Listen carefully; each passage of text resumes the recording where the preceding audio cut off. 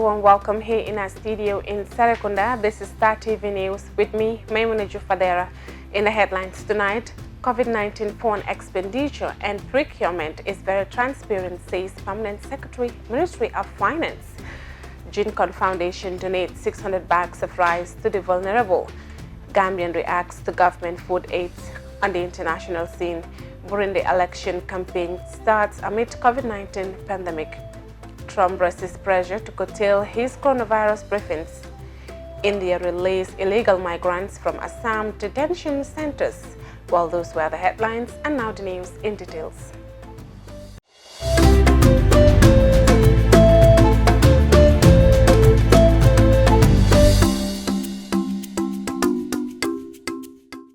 The Permanent Secretary of the Ministry of Finance and Economic Affairs, Buasidi, has described as transparent, honest and accountable the efforts of his ministry in the resource mobilization and distribution of the National COVID-19 Relief Fund package. Dada Cham has the rest of the details. P.S. Saidi, who is one of the leading and most experienced economists in the country, made the remarks during a lengthy discussion on the Good Morning Gambia breakfast show on GRTS, where he discussed the government's COVID-19 emergency fund as well as the emergency food support initiative. The COVID-19 emergency response fund, $500 million, is totally independent of the budgetary allocations of the Minister of Health. The funds are in separate projects accounts and it is managed by an independent committee, co-chaired by the Permanent Secretary of the Ministry of Health and Finance. P.S. Saidi said, indicating that the intergovernmental body was established to ensure accountability while enabling the state to respond to the pandemic quickly with limited bureaucratic red tape. It also comprises of different stakeholders such as Accountant General, Director General Gambia Public Procurement Authority, Director General Internal Audit Office, and the Director of Health. Mr. Saidi added that the entire $500 million emergency fund was sourced domestically by cutting the budgetary allocations of the various government ministries, agencies and departments. As of Friday, the total expenditure from the $512 million was $160 million. The expenditure is mostly on medical equipment, supplies, training, purchase of ambulances, pick-up trucks for front lines and workers, hotel accommodation for quarantine individuals, repair of health facilities, among other needs, he further explains. The Finance Permanent Secretary also clarified that the $10 million from the World Bank was never handed to the Gambian government. Instead, it was used in collaboration with the World Bank to purchase vital medical equipment like ventilation, ambulance, medical supplies, etc. from the Republic of Turkey. When asked about the management and control mechanism to ensure the proper and fair emergency food support funds, P.S. Saidi said the Ministry of Finance has put in place adequate measures that will ensure transparency and accountability. Reporting for Star TV News, I am Dada Cham. The Jinko Development Foundation, located in Farato, donated 600 bags of rice to the vulnerable people in Jambur, Farato and Birkama in response to the coronavirus global pandemic. Zaglin Koli attended the handing over ceremony and she now reports. The Public Relations Officer of the Foundation, Yusufa Jame, said this noble gesture is to complement the efforts of the government because they believe the government alone cannot attend to the needs of every Gambian, so it is their duty as citizens to help one another.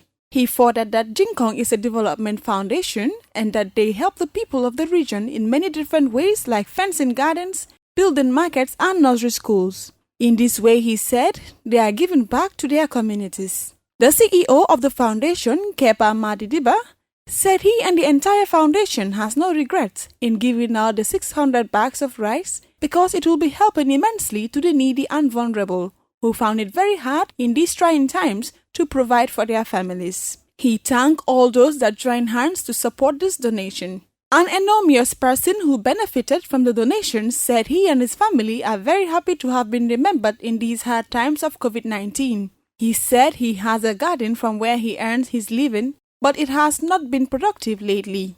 He thanked the foundation and advised other able bodies to do the same and help the needy because we all belong to the same nation, the Gambia. Jacqueline Coley, reporting for Star TV News.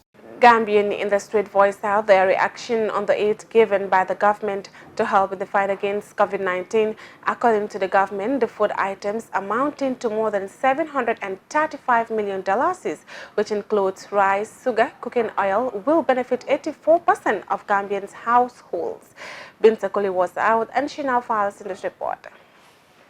A well-known person on social media by the name Usainu Gambia said, even though the help could have come earlier, it is a good initiative as Gambians need help, especially in these difficult moments when some laws are set to regulate people's movement. That is a move that we have all been expected since day one, and it's better late than never.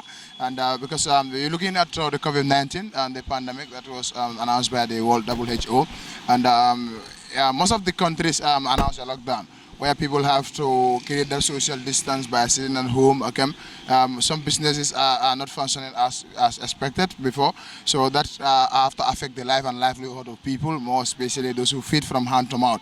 So it will equally be important for the president to take up that bold move to provide some foodstuffs to needy families, especially every Gambian, because every Gambian is. According to him, everybody deserves to have a share of the national cake as the fund is from the government's budget. He said it is left to the Gambians who are privileged to turn down the offer. I think every Gambian must equally have it. I think what we can also do is only those who are better or those who have enough in their house, maybe they can, those are the ones who can just say we excuse the less privileged people to benefit from this. But as far as from a national budget, I think it should be equally equal to benefited, or every Gambian should benefit from this. So it's not like the rich and the poor. Unless I feel like I have enough in my house, I say, okay, I don't need it. But I think it should be equally, everyone should benefit from it. Sadio Toure said that the move done by the government of the Gambia is a good move, but the distribution should be done without fear or favor.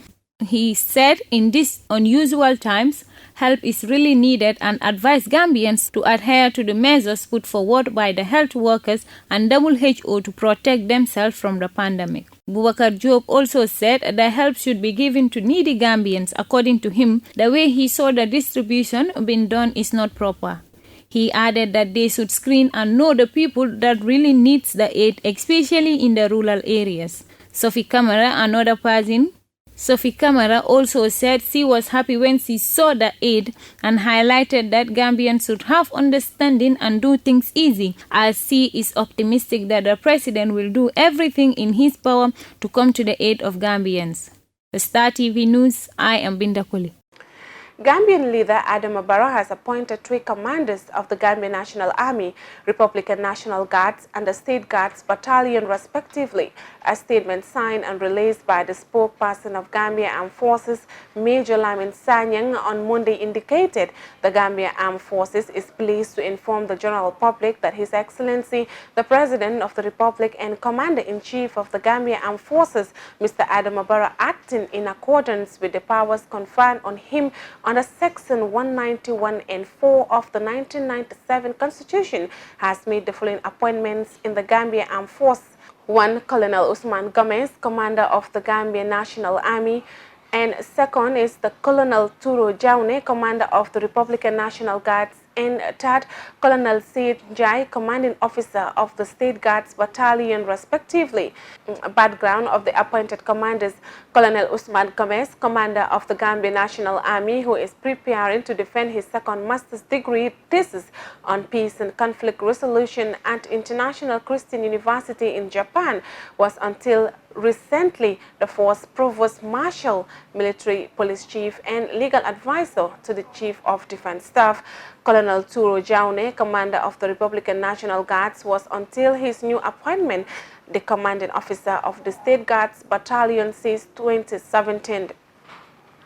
Colonel Said Jai, Commanding Officer of the State Guard Battalion, was until his new appointment the Director of Training and Doctrine at the Defense Headquarters. The release states that appointment of the senior officers is part of the security sector reforms. And now the news beyond our borders. Campaigning is underway in Burundi in advance of presidential election next month. The opposition says it has been the target of violence and intimidation in the run-up to the vote, which is going ahead despite a rise in coronavirus cases in the country. Al Jazeera's Malcolm Webb reports. It's election time in Burundi. The country's still suffering from the crisis caused by the last one 5 years ago. Campaigns have begun ahead of next month's vote for the president and members of parliament amid a coronavirus outbreak.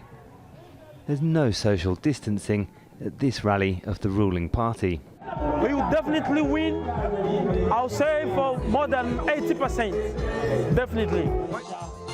Rights groups say there's not much room for other views because the ruling parties used fear and repression against political opposition. President Pierre Nkurunziza, sitting on the right, has ruled Burundi for 15 years. He's now backing one of his closest allies, Evariste Ndayishimiye, sitting next to him as his successor. It was Nkurunziza's decision to run for a controversial third term 5 years ago that plunged the country into turmoil. The opposition said it was against the constitution and took to the streets. Protests were violently broken up by police.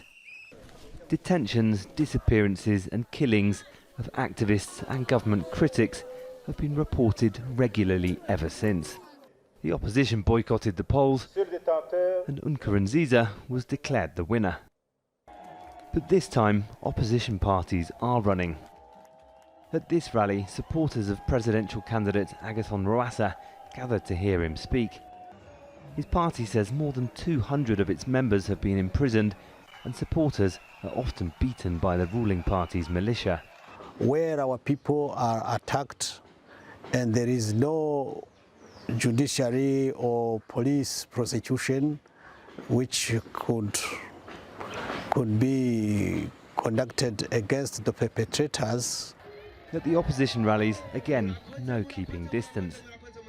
Coronavirus cases are on the rise. Burundi hasn't enforced a lockdown like some of its neighbours. Health experts say it could be a creeping disaster. The Electoral Commission says it's taking precautions. Actually, the coronavirus is a concern in Burundi, and we've been in touch with the Health Ministry, who've responded positively to provide kits and other means to protect ourselves during and after the elections. The ruling party spared no expense on t-shirts, flags and caps. Few people believe this election is a process that could result in it leaving power. Many are concerned there'll be more rights abuses and violence along the way. Malcolm Webb, Al Jazeera. U.S. President Donald Trump took to the podium again to hold a coronavirus briefing after calling them off over the weekend. He has come under fire in recent days for suggesting disinfectants could be injected as a remedy, even as authorities warned that there was not sound advice. Response of people ingesting disinfectants spiked around the U.S. Al Jazeera's Alan Fisher reports from the U.S. capital, Washington, D.C.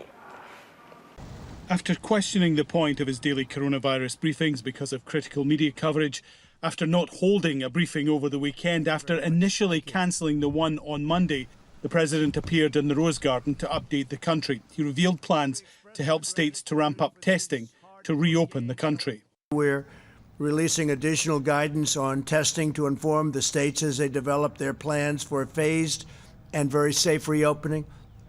Our blueprint describes how states should unlock their full capacity, expand the number of testing platforms, establish monitoring systems to detect local outbreaks, and conduct contact tracing.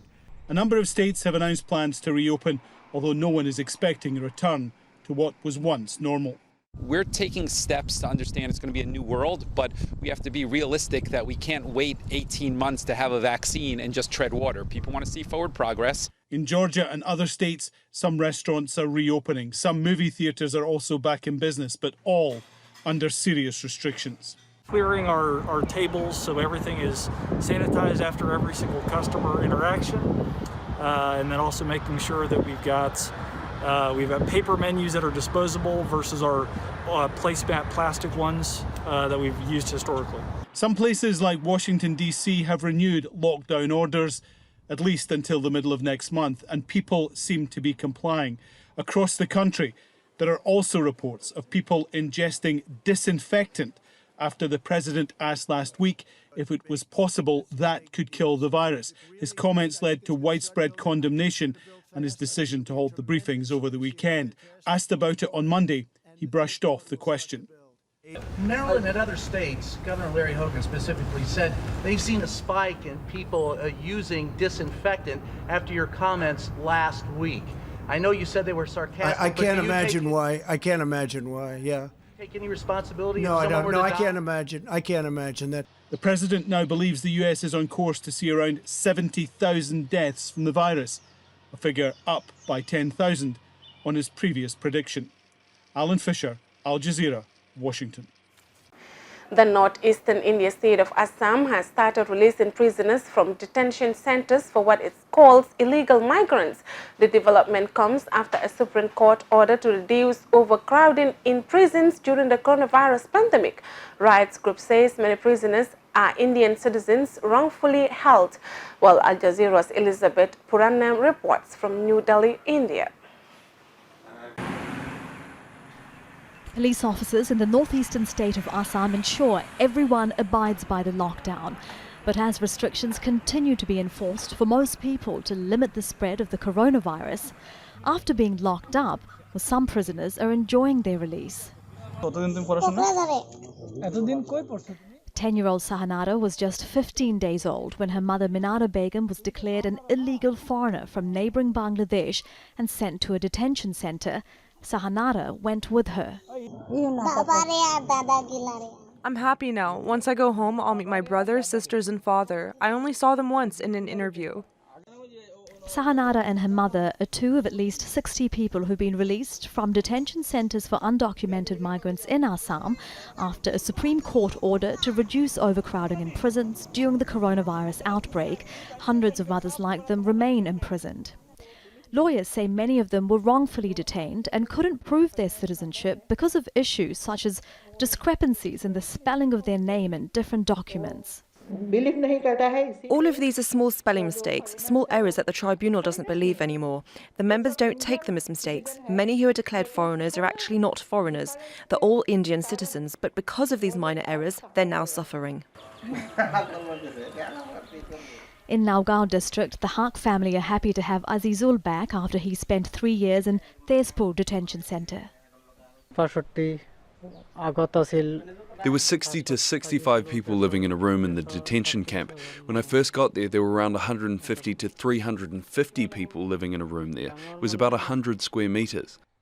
42-year-old Haq, like many others, didn't have all the papers to prove his citizenship, even though he was born in India.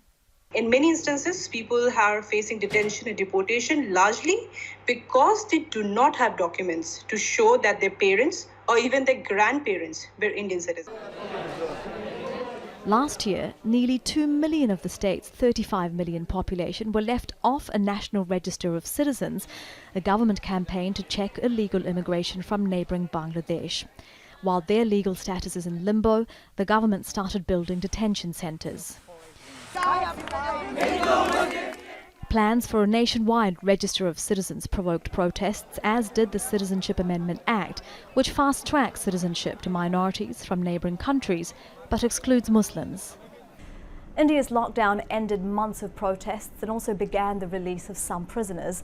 But rights groups say only 5 people declared illegal migrants in the past 7 years have been deported. Activists are asking the government to uphold international law, which says detention must end when there's little or no prospect of deportation. Elizabeth Puranam, Al Jazeera, New Delhi. Well, before we end the news, a recap of our main headlines. COVID-19 foreign expenditure and procurement is very transparent, says Permanent Secretary Ministry of Finance. Jingon Foundation donates 600 bags of rice to the vulnerable. Gambian reacts to government food aid. Burundi election campaign starts amid COVID-19 pandemic. Trump resists pressure to curtail his coronavirus briefings. India released illegal migrants from Assam detention centers. Well, that's all for this edition of the news. Please enjoy the rest of our programs and join us tomorrow for more news. Thanks for your time.